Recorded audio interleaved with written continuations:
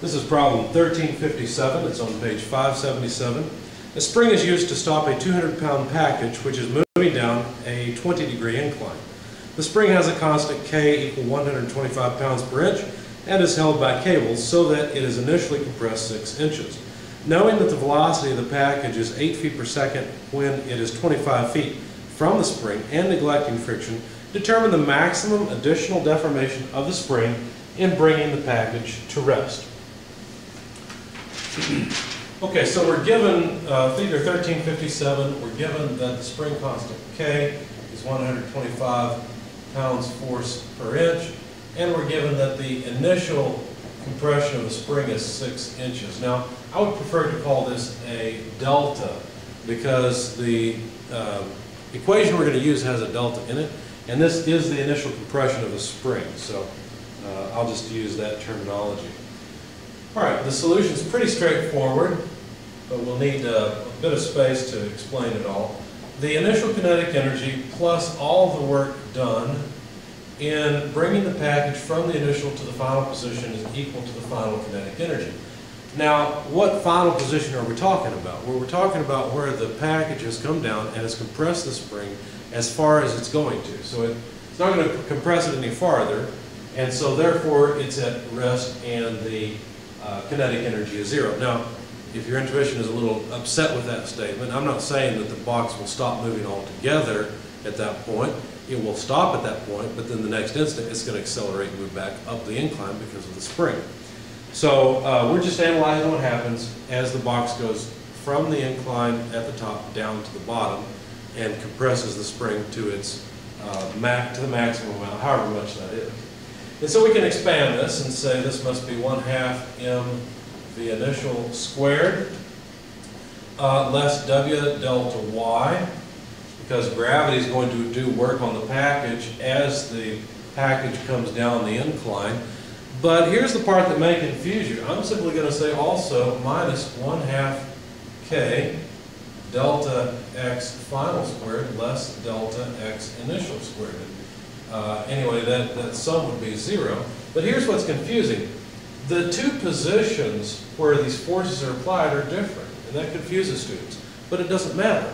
All we care about is that forces are applied to the package as it moves over some range of distance. That's all that really matters. It doesn't have to be the entire range. Gravity, of course, acts over the entire range from top to bottom. The spring doesn't. The spring only acts when the package reaches the end, or is near the end. When the package first contacts the spring, that's where it begins acting. So anyway, but we're just accounting for energy. So this is really just the change in energy of the spring. This is the change in the energy of the package, and this is the initial kinetic energy that the package had. And so what we're trying to do is find the final length.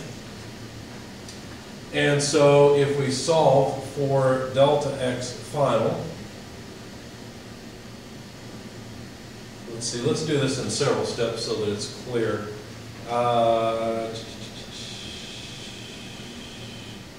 Yeah, let's do this in several steps. Okay, so we've got 1/2 mv initial squared. What we're looking for is final compression of the spring. So let's see, we need to take everything, leave everything on this side, get X final on the other side. So that would be the same as it is all the way to here, except that we'd have plus 1/2 K delta X initial squared for this term equals, if we move this to the other side, then that negative becomes a positive, and it's 1/2 K delta X final squared. And so now, if we were to solve for X final, or delta X final, then we would end up with, let's see, delta X final is equal to 1/2 mv initial squared less W delta Y, just copying these terms down. Let's see, plus 1/2 K delta X initial squared. Then we have to divide all of this by 1/2 K. and take the square root. Now we may look at this and be fairly proud of ourselves and think, hey, we're coming along, things are going well. But there's a problem here. The problem is that the change in the potential and the energy of the box doesn't stop when the box contacts the spring. Let me sketch a picture and show you what I'm talking about. So we have to be a little bit more careful in this. We've sort of made a mistake. We haven't really solved for what we were looking for yet. Okay, so let's see what happened here.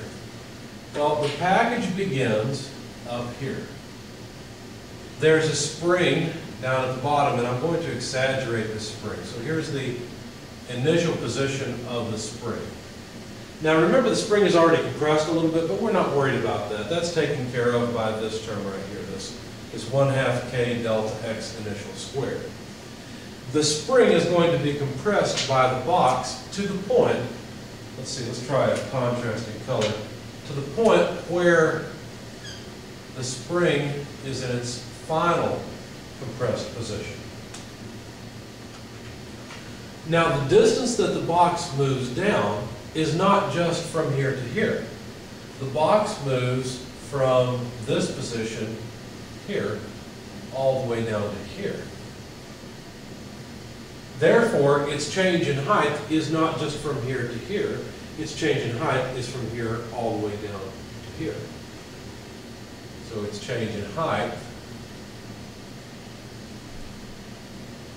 is this distance. That's the delta Y. Now what we're looking for is this distance, the additional compression of the spring. Okay? That's what we want to find. Now the equation that I've set up really has this unknown in it twice, because that unknown is involved with the change in X position final, in other words, the final compression of the spring, and it has delta Y in it. So delta Y has a piece of that in it as well. So really we haven't solved the equation for what we need. So let's try again. Let's be a little bit more careful with this time. Let's go back to this point and see what we've got. All right, let's think a little deeper. What is delta X final?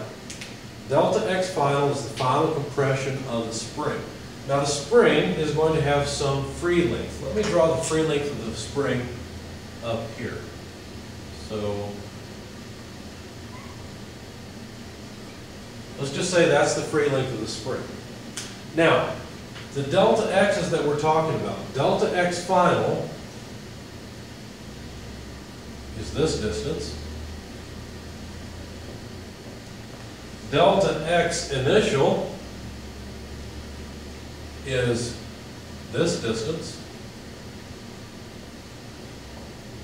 But what we're asked to solve for is the additional compression of the spring, which is this distance. Let me just call this distance X, since that's what we're looking for.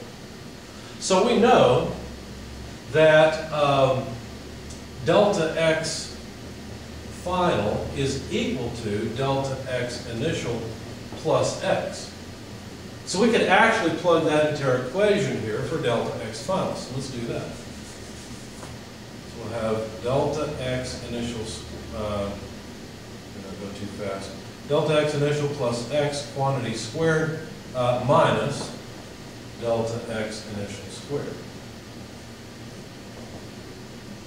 And this should be a 0. Now we also need to deal with this delta Y here, because delta Y is from the package all the way down to where the package comes to rest.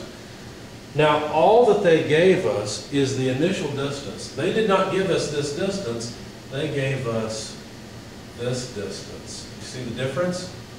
In fact, the distance they gave us here, let me call this distance D. The full compression of the spring is D plus X. And so the relationship between delta Y and the length is a relationship between delta Y and D plus X. Now the angle is 30 degrees. So this angle down here that I don't have room to write is 30 degrees. And let's set up an equation to relate delta Y to D plus X. So let's see. If the angle is 30 degrees, then let me extract the triangle so you can see it. It's getting a little messy. D plus X is on this side, delta Y is on this side, and and there's a 30-degree angle here. We have to be really careful, because you'd be tempted to say, well, there's a sine relationship, right? If you take d plus x multiplied by sine of theta, where theta is 30 degrees, then you should get delta y. The only problem with that is delta y has a particular meaning in this equation. It's the height that the body moves in the gravity field, which is a negative thing. So we have to attach a negative sign to this in order to make this work out, because both d and x will be positive things. Sine of 30 degrees will be positive. And so now we realize we almost made some bad mistakes. So negative mg, let me make that substitution, for weight, multiplied by delta y. But now we're going to multiply it by negative d plus x sine theta. Okay, so I just barely got it to fit. So that's delta y. Now the x that we're looking for is right here. So now we have a little bit of algebra ahead of us to solve for that. So let me begin by taking all these negative terms and moving them to the, well, actually this is a positive term. I'll just leave them as they are. That should be fine. So let's see. We can multiply through by 2 and divide by mass. Would that help us? We'll wait on that. 1/2 mv initial squared plus mg sine theta times d plus mg sine theta times x. All I did was expand this term. Less 1/2 k multiplied by, so let's expand this. This would be delta x initial squared plus 2 delta x initial multiplied by x plus x squared less delta x initial squared, where this came from, this last term came from here, equals 0. And now you see that the delta x initial squared cancels, at least the squared pieces do, and you realize we have a quadratic equation because we have a second power on x. Okay, so we better organize this thing into standard form. What do I mean by that? Well, hopefully you understand what I'm talking about here, and hopefully we haven't made any mistakes, because I'm going to erase this. But if you want to solve a quadratic equation, like ax squared plus bx plus c equals 0, you have to rearrange it into this standard form. You have to rearrange this equation somehow into that standard form. So let's pick off all the terms that are multiplied by x squared. Well, the only x squared in the equation is here. In fact, to make it easier, let me go ahead and erase a little bit of this so it doesn't distract us. So the only x squared in the equation is here. Now I have a couple of choices here. I could try to make a 1, but there's really not a big point in that. So I'll just recognize that negative 1/2 k is the factor on x squared. So a is negative 1/2 k, and that takes care of the x term. I'm not worried about it anymore. Now I need to look for x terms. So what is b equal to? Well, let's see. There's a negative 1/2 k times 2 delta xi. The 2's will cancel, and we'll just have to get negative k delta xi. So negative k delta x initial, and so far that looks good, but there's another term that involves x, and it is mg sine theta. That's the factor. So we have to add mg sine theta to b in order to represent all of the x terms in the equation. And finally, the c term is just the remaining constant terms. We've taken care of 1, 2, 3 terms. We have 2 more to go. But basically, these 2 are just constant terms. And so c is equal to, I'm going to combine as I go because both of these have mass. So mass multiplied by 1/2 initial velocity squared plus g sine theta d. So g sine theta d, yeah, that should take care of it. So we've checked off all of these, and now our equation is in standard form. We have a, b, and c, and so we can solve for x. Perfect. Okay, so let's solve for x. The solution to the quadratic equation is x equals negative b plus or minus the square root of b squared less 4ac divided by 2a. Now, a lot of times I recommend that you plug in symbols as much as possible, but in this case, I'm going to go ahead and calculate numerical values for these, and then plug in the numerical values to finish solving the equation. I'm not sure that there's a lot of insight to be gained in looking through all the gory detail and going ahead and multiplying b by itself, for example, squaring it. We may find some simplification, probably not. It looks like a mess to me. So instead, we'll simply plug in the various numbers. So k, negative 1/2, k is 125 pounds force per inch. We'll have to be a little bit careful here, though, to make sure our units are consistent. So half of that, let's see, we can do that in our heads, 62.5. So negative 62.5 pounds force per inch is the number in units of A. So x, if x were in inches, for example, then the terms here would be in what? Pounds force inch, or inch pounds force. So it would be energy, which is not a surprise since we're dealing with an energy equation. Okay, so then what? Well, let's see. I'm going to need some space. So let me just jot down A, B, and C as we compute them. Let's see, make sure we've done it correctly. 1/2, yeah, that should be right. Negative 62.5 pounds force per inch. That'll give me a little bit of space to work on the others. B is equal to negative K, so negative 125 pounds force per inch, multiplied by delta X initial. Delta X initial is 6 inches. Now we want to think, is that a positive or a negative 6 inches? Because after all, the spring is compressed. Unfortunately, I've erased the diagram, but it's essentially defined positive because I was measuring from the free position down to the compressed position. So this should be multiplied by 6 inches so that the inches go away. Okay, so then plus the mass, and the mass was given, where was it? The mass of the package was given on the figure, it looks like. No, it was given in the statement too. So it's a 200-pound mass package. And, well, let's see, we have to multiply it by G, so we may as well go ahead and make this pounds force because we've got G there. Notice the only time you can make that substitution is when you have mg together, because it's mg that you're substituting for, not just the mass itself. So then multiply by the sine of the angle of 20 degrees. I think I wrote 25 earlier, I apologize. It should be 20 degrees. Now, the units here are pounds force in both places. Let's see if that makes sense. The equation I'd written down was ax squared plus bx plus c equals 0. We had determined that the first term had units of pounds force inches. So hopefully this one does too. Yes, certainly does, because b has units of pounds force, x has units of inches. So again, we'll have units of pounds force inches. And I'll write down the number in just a second.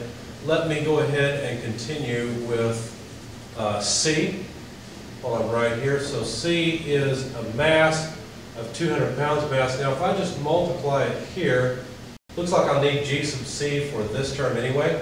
So I may as well go ahead and just do it that way. So 200 pounds mass for C is the first term plus 1/2 the initial velocity. Now I didn't write down the initial velocity, but it was given. It was 8 feet per second. I may as well write down the mass, which was 200-pound mass. So 8 feet per second squared. Let's just go ahead and do the math in our heads a bit. That's 64 feet squared per second squared. Plus G, where G is 32.2 feet per second squared, sine 20 degrees. And then D, the distance, D is the distance that was given, and that was 25 feet. Okay? Now, so far we've been working in inches instead of feet. So we're going to have a small problem here because we've got feet here, we've got feet per second squared here, and pound mass here, so we'll have to convert this. Let me get rid of this part so I've got more space again. So let's divide this by 1 pound mass, 32.2 feet per second squared per 1 pound force. And then what that will do for us is get rid of the pound mass. It'll get rid of all the seconds squared. And then notice we'll have feet squared for this term divided by feet. So this gets rid of one of the feet. And what we're left with is pounds force times feet. But we don't want that. Remember, our units on all these terms so far have been inch pounds force. So we either need to convert these terms or the C term. I'm going to convert the C term. So I'm going to multiply this by, let's see, 1 foot per 12 inches. And I just put it down here so that we can see it. It's not multiplied here, it's multiplied in the denominator. That way the feet cancel, and we'll be left with pounds force times feet. Okay? Okay, so if we plug all of these numbers into our calculators, what we find is that B is equal to negative 681.596 or so. Once again, I've already verified the units, so I'll leave them off since I'm essentially out of board space. And let's see, we'll plug this in just a moment. But C comes out to about 22,906.3 or so. And of course, both of these numbers are rounded off. The next thing to do then is to plug this into the quadratic formula. So X is equal to negative B, so 681.596 plus or minus the square root of B squared, so 681.596 squared. Notice I just canceled the negative sign since I knew it would go away. Less 4AC, but A is negative 62.5. C is 22,906.3 divided by, so notice the two negatives cancel, there's no way we can get a square root of a negative number, divided by 2A, but A is again negative 62.5. Okay, now just for fun, let's verify the units. We saw that the units of B were simply pounds force. So we'll have pounds force. We should get pounds force here. Square root, that makes sense. A had units of pounds force inches. If I remember correctly, yeah, it was pound force per inch. So when we divide by pounds force per inch, the pounds force will go away. We'll get X in inches. We've got pounds force per inch here, which will cancel with the units that we had in C and leave us with just units of square pounds force. So it all works out. We can take care of it. So anyway, here's where I'm trying to go with this. The numbers that you get here, if you change this is negative 125 essentially, and then this comes out, once you plug all that mess in your calculator, comes out to about, 2,100 and I believe it was 88. Let me look at my calculator. I think it was 2,188, but I didn't write it down, so I apologize. So this number's in question. But I do know what you come up with. At the end, you have to decide whether you're going to take the positive or negative. And since the denominator is negative and X has to come out positive, the only thing that makes sense is the negative solution. So if that number is right, whether it's right or not, I know that you come up with an X of 14.45 inches when it's all said and done. So there's the compression of the spring beyond what it was. So if you wanted to find the final compression of the spring, you'd add 6 inches to that, and it'd be 20.45 inches or so. That would be the final compression of the spring. If you work the problem without considering the extra bit of falling that the package does while it's compressing the spring, you find that the final position or the final compression of the spring is 20 inches, which actually makes sense. It actually makes sense that we get 20.45 inches, a little bit more compression of the spring, because if the package gets to fall a little bit farther while compressing the spring, let me draw this to make it clear. Remember, we had the spring down here, and I said once the package contacts this, it will continue to move down. So it gets a little bit more elevation change. So neglecting that elevation change, you neglect this extra almost ½ inch of compression that the spring gets because of the package falling that extra distance. In other words, if you only take into account the package falling to where it contacts the spring, you get 20 inches. So it's a little more than 20 inches, and it makes sense.